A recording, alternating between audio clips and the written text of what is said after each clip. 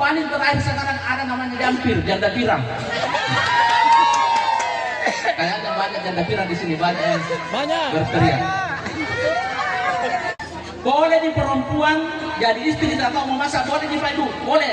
Tapi ada syaratnya. Apa syaratnya? Cari laki-laki yang tidak tahu makan. Karena mutlak kalau suami tak tahu makan harus pintar mau masak.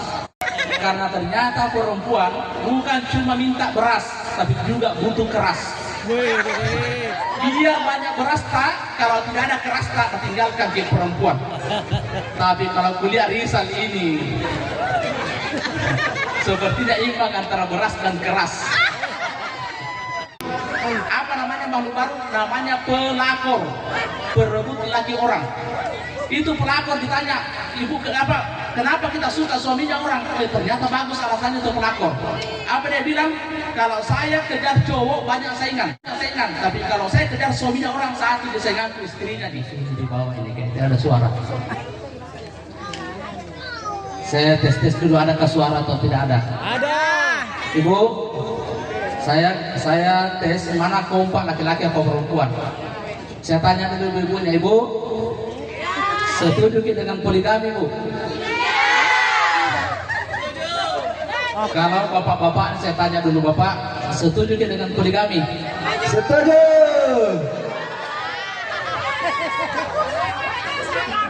Sebenarnya lebih kompak ibu-ibunya, cuma bapak-bapak yang kebetulan istrinya lagi tidak ada di sampingnya itu pasti besar suaranya. Saya ulangi satu kali lagi. Assalamualaikum warahmatullahi wabarakatuh. Waalaikumsalam.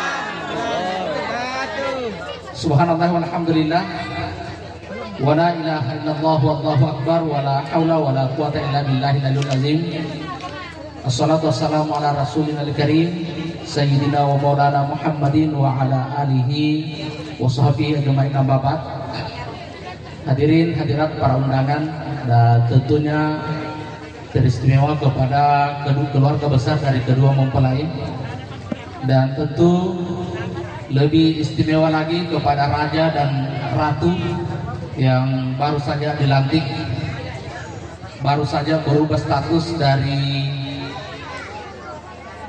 hijau tomat, ikatan jomblo-jomblo terhormat, dan tadi setelah ijab kabul berubah status menjadi pasir halus, pasangan suami istri halal untuk selamanya insyaallah.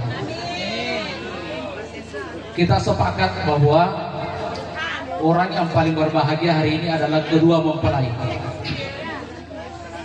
Akan tetapi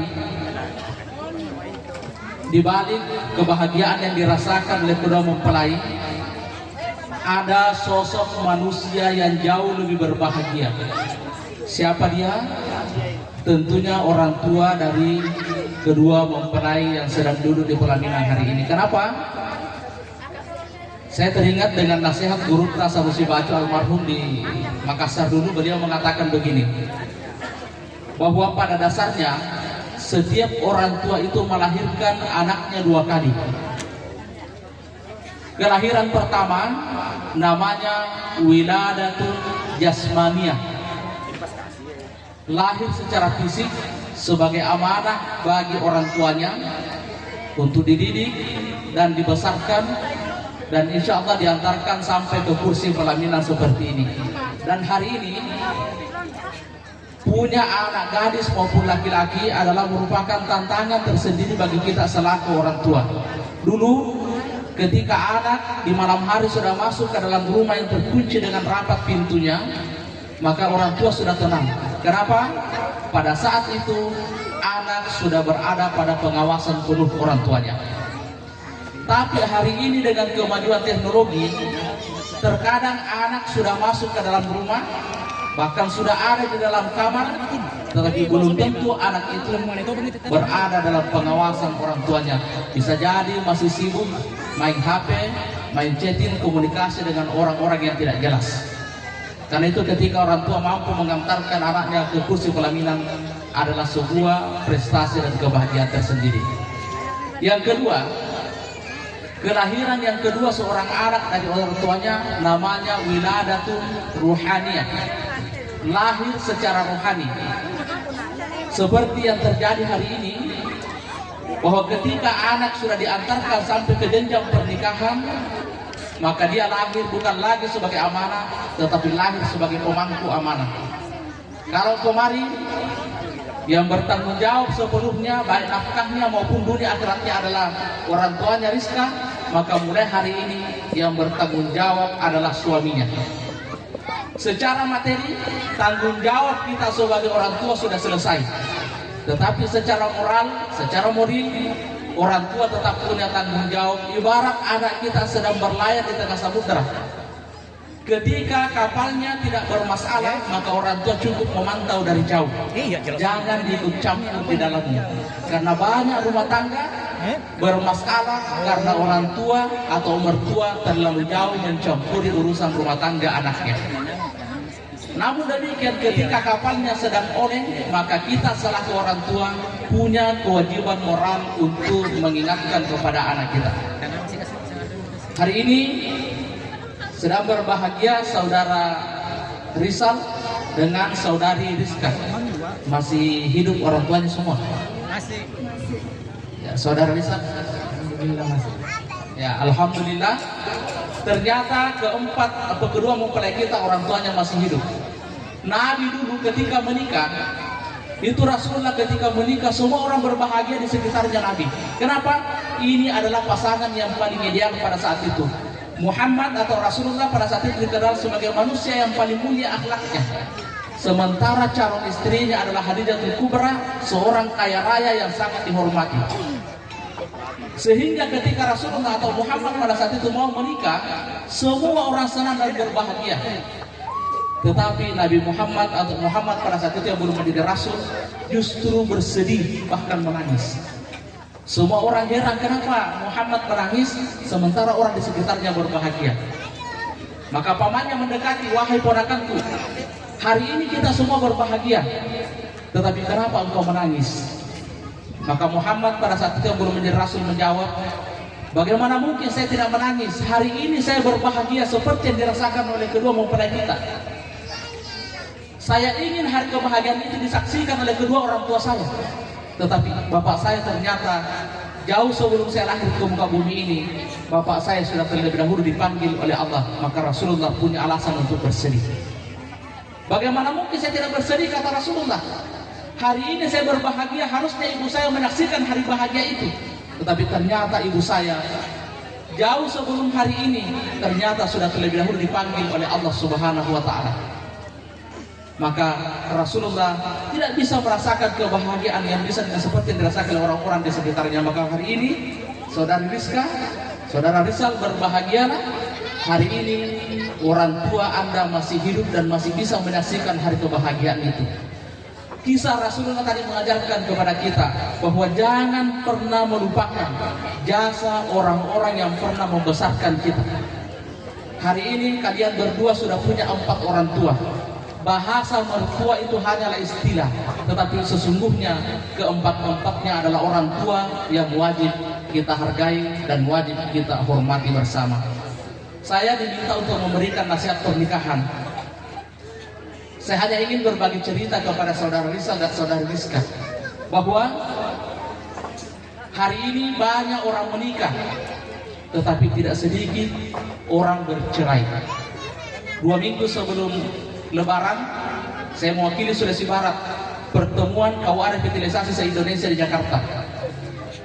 Ternyata persoalan terbesar kita sekarang ini adalah tingginya angka perceraian dan tingginya angka pernikahan usia muda.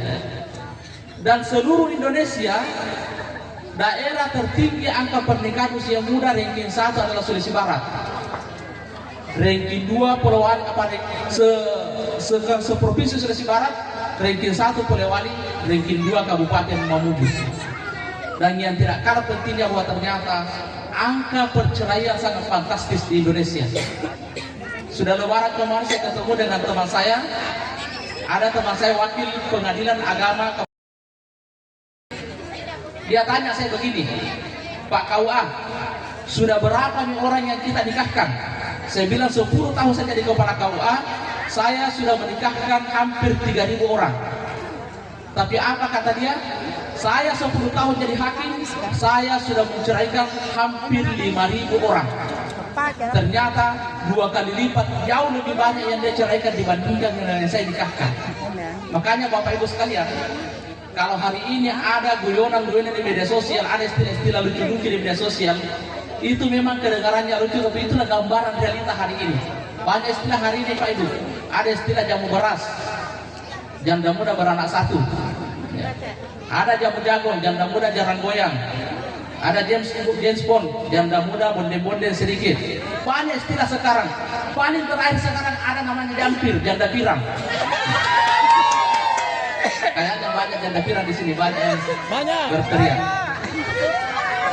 Ini kedengarannya hanya guyonan, tetapi inilah gambaran realita kehidupan sekarang. Dia bilang temanku di pengadilan katanya tinggal 2 yang tidak ada, tinggal janda borong sama janda robe. Sekarang itu ada semua nih. Apa artinya ini?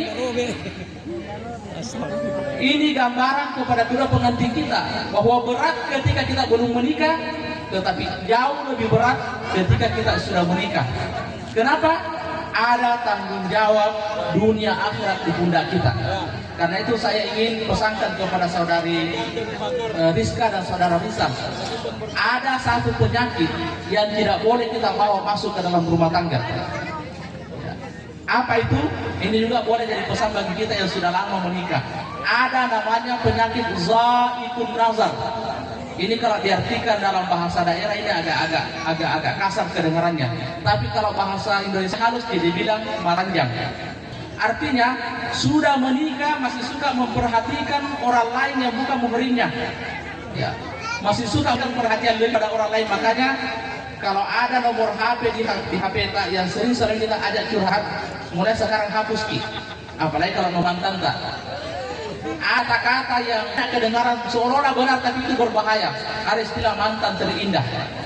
Hati-hati dengan kata-kata mantan terindah.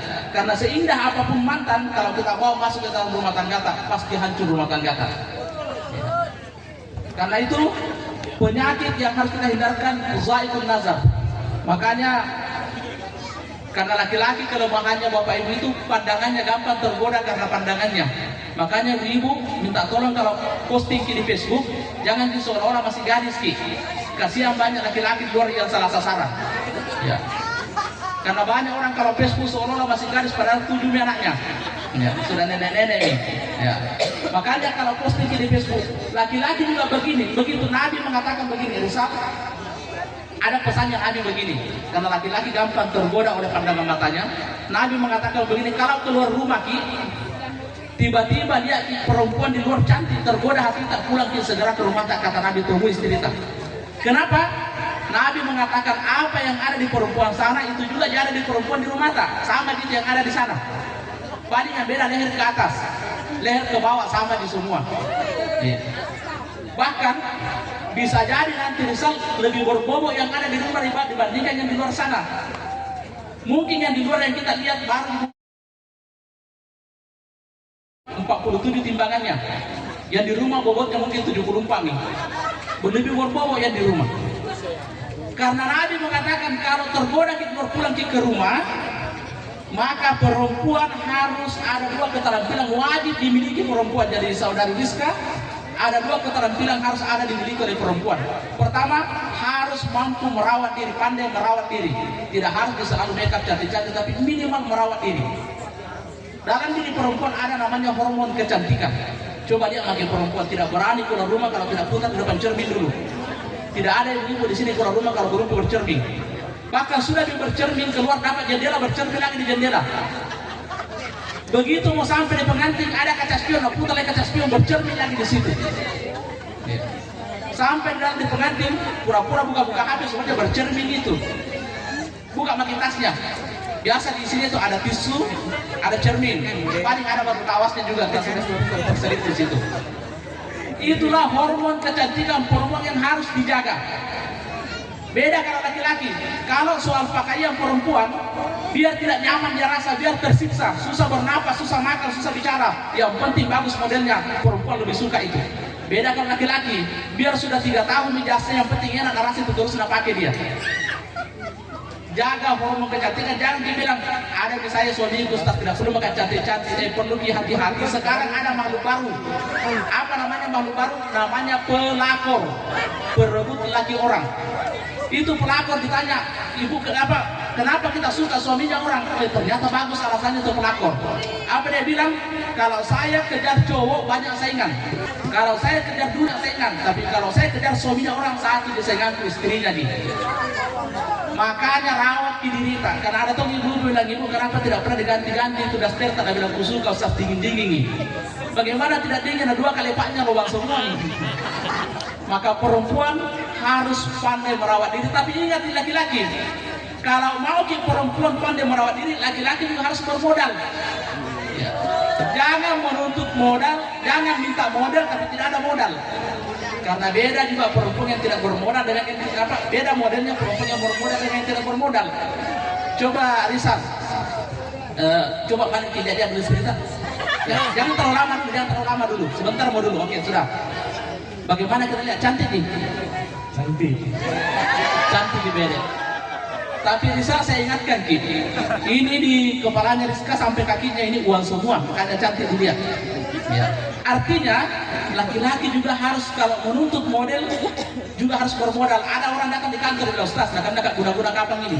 Bilang kenapa Ki? Dia bilang tidak cantik juga istriku. Jadi aku tanya, Pak, di modal di istri tak? Dia bilang tidak. Iya, bilang itu masalahnya. Hembodi saja tidak mungkin belikan, baru makin cantik istri. Nah, karena itu perempuan harus punya model, tapi laki-laki harus punya modal. Itu yang pertama. Yang kedua, keterampilan Rizka yang harus ada. Perempuan harus pintar memasak. Nah, ada menonton perempuan Pak Ibu pada saat menikah tinggi pompa naiknya. Sekalinya disuruh air, masak, hangus. Nggak ada di kamar di sini. Kalau ada katakan di berita yang mana orangnya. Kalau ada yang begitu, minta dikasih kembali ke pompa naiknya, bahaya itu. Boleh di perempuan jadi istri tidak tahu memasak, boleh di Pak Ibu, boleh. Tapi ada syaratnya. Apa syaratnya? Cari laki-laki yang tidak tahu makan. Karena mutlak kalau suami tak tahu makan harus dipintar mau masak. Itu adalah hormon yang keterampilan yang harus ada pada diri perempuan. Nabi mengatakan begini, ini kembali kepada Rizal. Nabi mengatakan begini, man istata'a minkumul ba'a falyatazawwaj. Siapa di antara kalian punya modal al-ba'a falyatazawwaj. Apa itu al-ba'a? Dulu guru saya orang Bugis. Ya, saya kira kita paham bahasa Bugis. Dia maknai al-ba'a dengan 4 ju. Apa itu 4 ju? 1 kaju. Apa bahasa Mabudira kaju? Utah, sayur. Artinya laki-laki harus bisa memberi nafkah. Tidak boleh lagi minta Rizka membeli pulsa sama bapaknya atau mamanya. Harus minta sama Rizal. Maka harus memberi nafkah. Yang kedua, sesudah kaju ada namanya waju. Waju itu baju. Yang ketiga ada namanya aju. Salah satu program penting harus setelah menikah adalah harus punya rumah. Minimal kontrak dulu kalau mau cepat mandiri. Kalau mendompleng di rumahnya mertua atau di rumahnya orang tua pasti sulit mandiri. Kenapa? Karena ada yang biayai di hidup tak. Tapi kalau kita coba untuk mengambil posisi mandiri, maka pasti dipaksa diri kita untuk berpikir. Maka harus penting aju. Apa itu aju? Kayu. Harus punya rumah. Dan yang tidak kalah pentingnya Rizal, harus ada namanya aju-aju. Kayu-kayu. Karena ternyata biar ada kaju, ada waju, ada aju, kalau tidak ada aju-aju, kita tinggalkan di perempuan.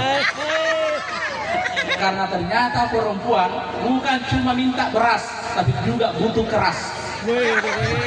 Dia banyak beras tak, kalau tidak ada keras tak, tinggalkan di perempuan. Tapi kalau kuliah Rizal ini sepertinya imbang antara beras dan keras. Terakhir, sebagai penutup, ada sebuah kisah. Saya tutup dengan sebuah kisah.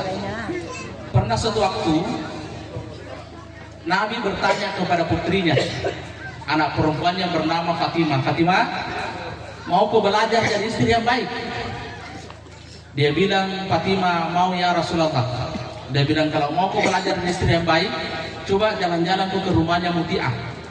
Dalam hatinya Fatimah, kenapa nih bapakku suruh ke rumahnya Muti'ah? Padahal kan dia bisa ajari saya.